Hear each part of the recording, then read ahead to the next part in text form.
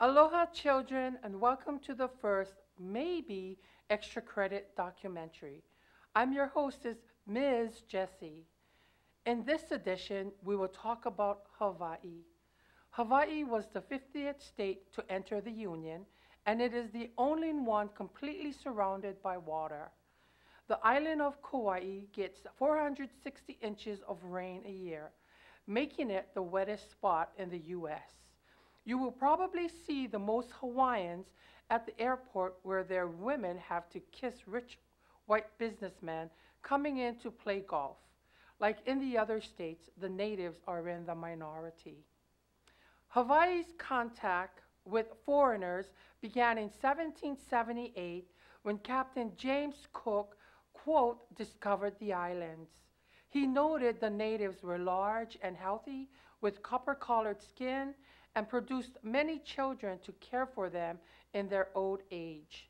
They were well nourished and had a lifespan greater than that of Europeans.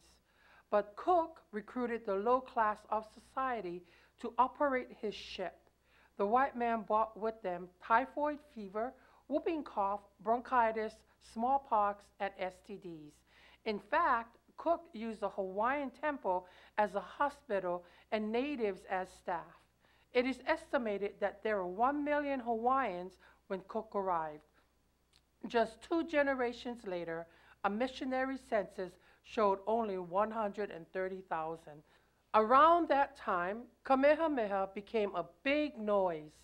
Born in their Kohala district on the big island of Hawaii, he helped his uncle battle the other chiefs. When his uncle died, Kamehameha became the king, and he completed the conquest of the entire island with white man's weapons.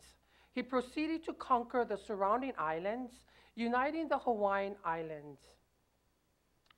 After the death of King Kamehameha, missionaries arrived.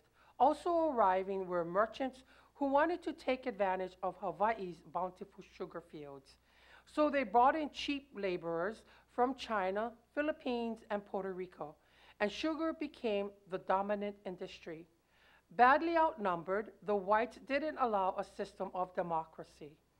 This all changed in 1887 when the missionaries and the plantation owners formed the Reform Party, which the natives called the Missionary Party, and drew up a new constitution.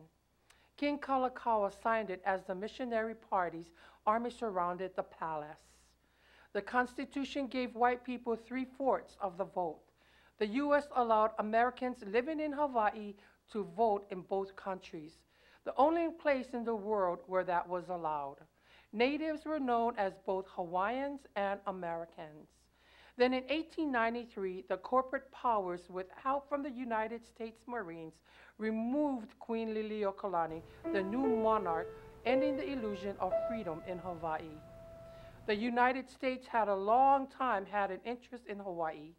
Pearl Harbor provided a great place to set up a coaling station to fuel merchant ships crossing the Pacific. Pearl Harbor is best known as the target of the Japanese, quote, sneak attack that dumped us into World War II. Queen Liliuokalani gone, the, quote, Hawaiian government applied to the U.S. for annexation. President Benjamin Harrison submitted the treaty to the Senate. But in 1892, Grover Cleveland won the election. When he took office, he withdrew the treaty, citing people's right to govern themselves as stated in the Declaration of Independence. In 1898, William McKinley was the new president. He resubmitted the treaty and Hawaii was annexed. In Honolulu, Queen Liliuokalani, out of jail by this time, did not attend the ceremony. Despite many attempts at statehood, Hawaii remained a territory for 6 decades because it was convenient for the corporate powers. For the next 6 decades, the plantation owners continued bringing in cheap labor and ruled with an iron fist. The workers lived in unsanitary housing and were given bad food. They couldn't leave the plantation at night, and bedtime was 8:30, and no talking was allowed after lights out. Out in the field, they were fined for taking a breather. Deserters were jailed, and the corporate masters weren't afraid to use the whip. But the rich people's machinations backfired. Descendants of the original laborers, because they were born in Hawaii, were U.S. citizens, they voted the corporate owned Republican Party out. The new territory government applied for statehood. A referendum was presented to the Hawaiians. The people voted to either remain a territory or become a state. But according to UN law, the Hawaiians were supposed to have a third choice, one for freedom. They chose statehood, and at midnight on July 4th, 1960, the first 50-star flag was raised over Annapolis, Maryland. In 1993, President Clinton signed United States Public Law 103-150, acknowledging we stole Hawaii.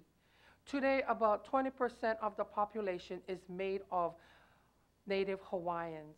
The chief industry of Hawaii are tourism, defense, and you guessed it, sugar.